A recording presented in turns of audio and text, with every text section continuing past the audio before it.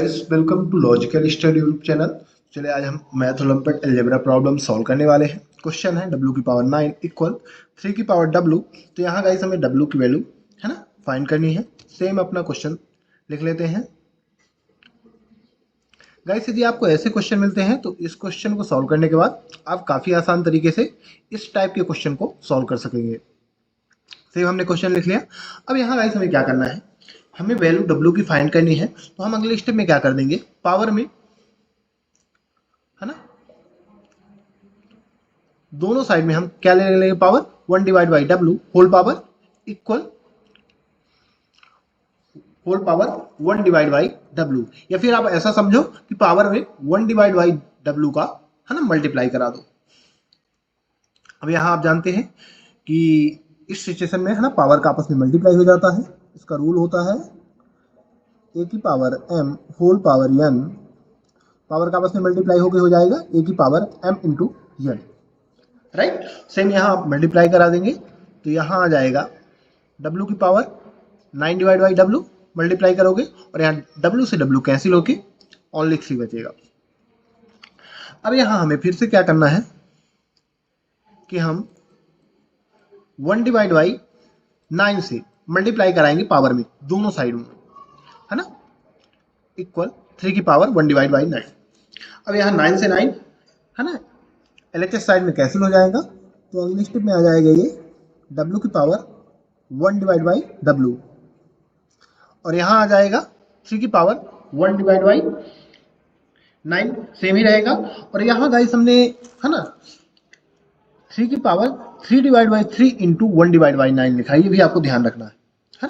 यहाँ हमने क्या लिख दिया 3 की power 3 divide by into 1 divide by 9। अब यहाँ तो 3 डिवाइड बाई 3 था ही नहीं, तो यहाँ आप ऐसा समझो कि 3 से 3 में यदि आप डिवाइड करोगे तो 1 आएगा और 1 का इसमें मल्टीप्लाई करोगे तो सेम वैल्यू आएगी 1 डिवाइड बाई 9। यानी इसमें कोई डिफरेंस नहीं है, 3 डिवाइड बाई 3 से मल्टीप्लाई करने में कोई डिफरेंस नहीं है, राइट। सेम संख्या से हम है ना ऊपर नीचे मल्टीप्लाई कर रहे हैं तो आपस में वो कैंसिल हो जा रही हैं। तो हमने इसको इस प्रकार बना के लिखा है।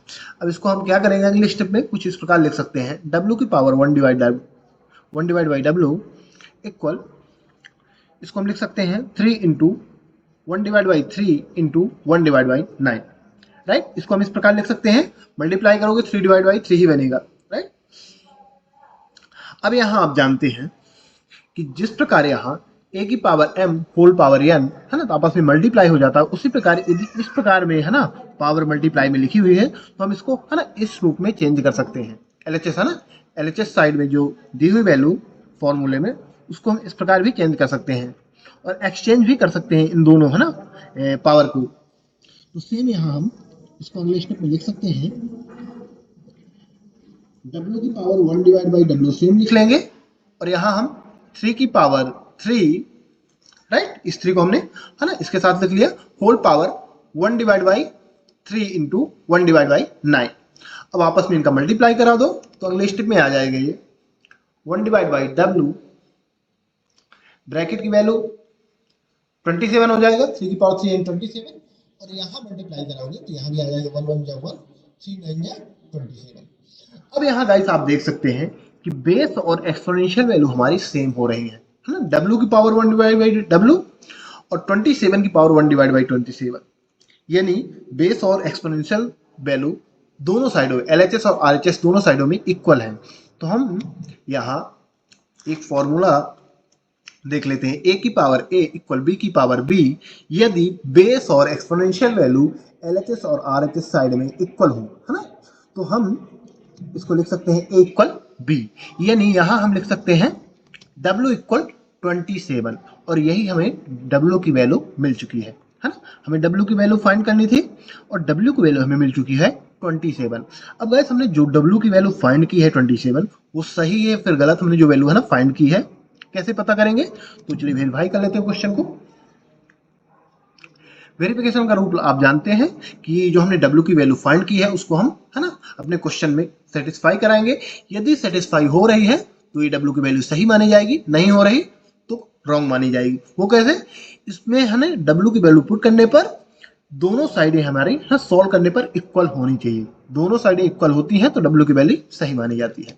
चलिए w की जगह हम w की वैल्यू पुट कर देते हैं, है ना, 27 की पावर 9 इक्वल 3 की पावर w की जगह 27।